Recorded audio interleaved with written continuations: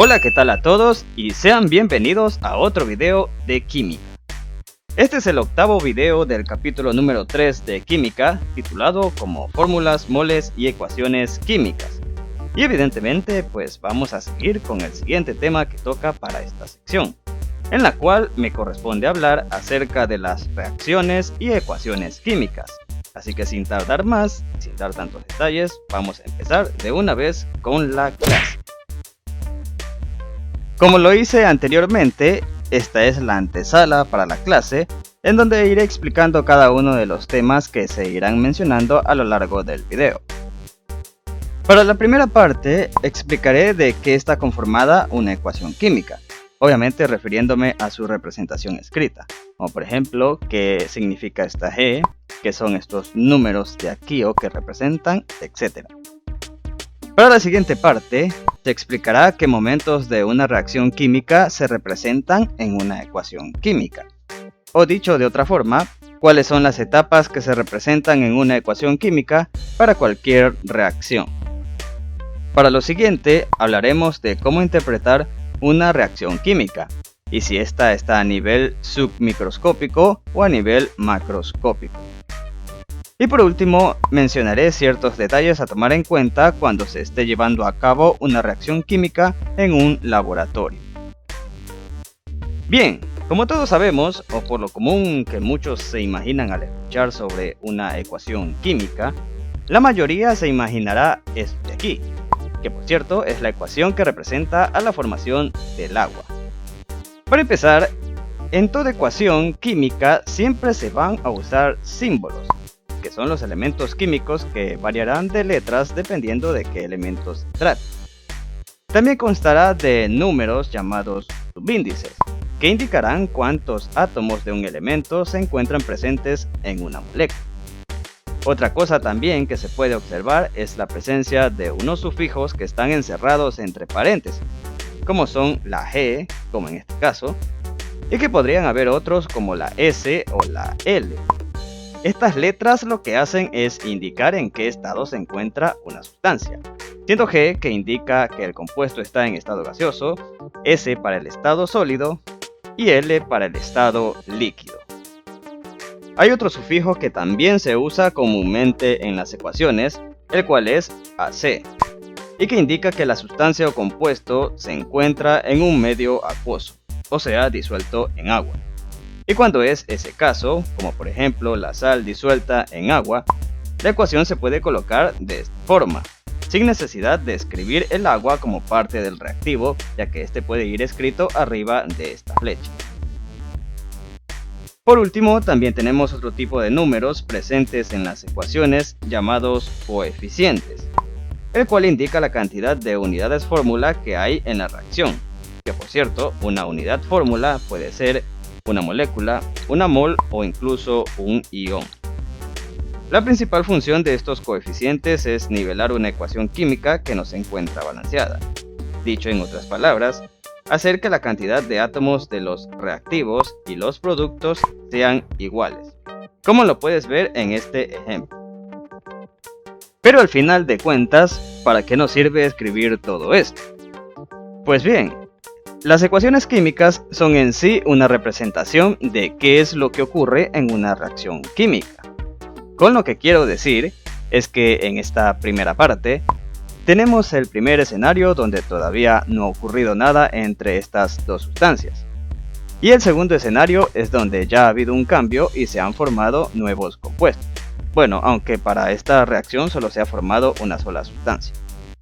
Prácticamente estas dos partes son escenas diferentes, evidentemente en momentos diferentes, que para ser más claros representan lo que verás a continuación en la siguiente animación.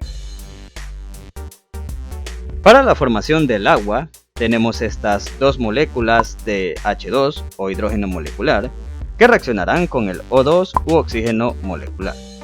Esta parte de aquí en los reactivos es la primera escena, donde está todo normal sin ocurrir nada hasta el momento. Para que se llegue a formar el agua a partir de estas tres moléculas, estas se tienen que desarmar, por así decirlo, y romper sus enlaces químicos para que cada par de hidrógenos pueda unirse a los oxígenos que ya se habían separado de antemano también, para así formar nuevos enlaces, adoptando una nueva forma en donde ahora hay dos moléculas con 3 átomos cada una, y claramente adoptando una nueva identidad. O sea, ahora son 2 moléculas de agua que hemos obtenido, llegando al frame final, por decirlo así, y que obviamente es lo que se encuentra escrito en el lado de los productos. Y es así como llegamos a esta representación, donde solo está escrito el principio, que son los reactivos, y el final de todo lo que ocurre en la reacción, que son los productos. Ahora pasemos a hablar de algo que es muy importante. Pero antes de entrar al tema, quiero que contestes la siguiente pregunta.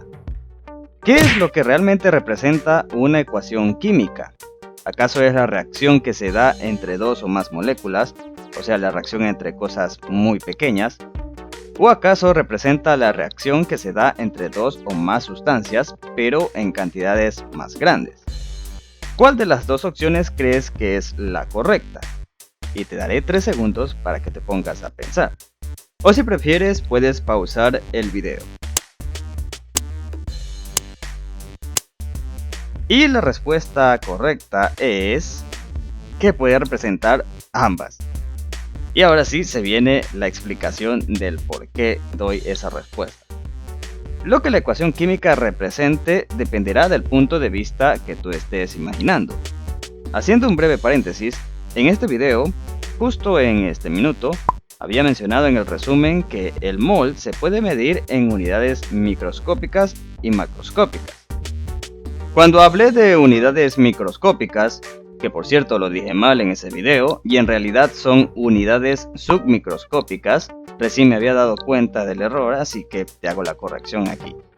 En esa parte, yo me estaba refiriendo a que el mol podría representar o bien un átomo o una molécula.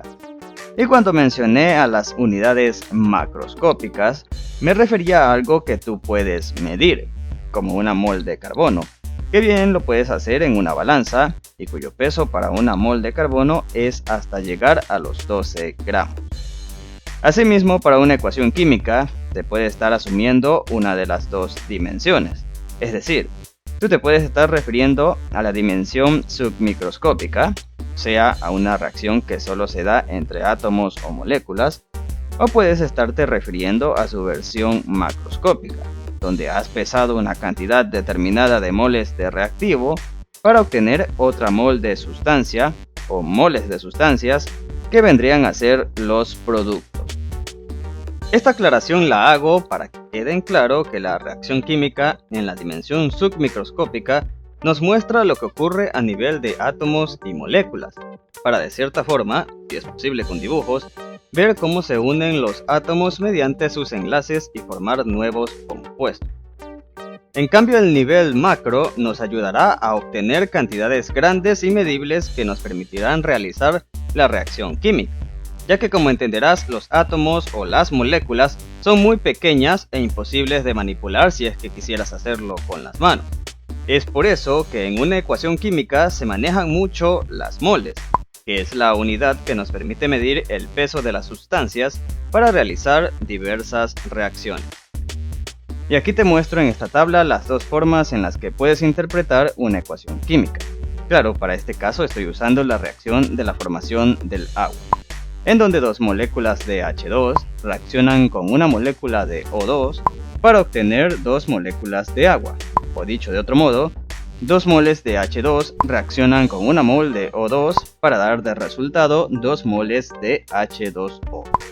Más abajo te dejo el cálculo de los coeficientes que multiplican el peso de sus correspondientes moléculas, en donde también puedes notar que tanto los reactivos totales o la suma total de todos los reactivos y los productos totales o la suma total de todos los productos tienen el mismo peso y que por cierto es algo que se debe de cumplir siempre.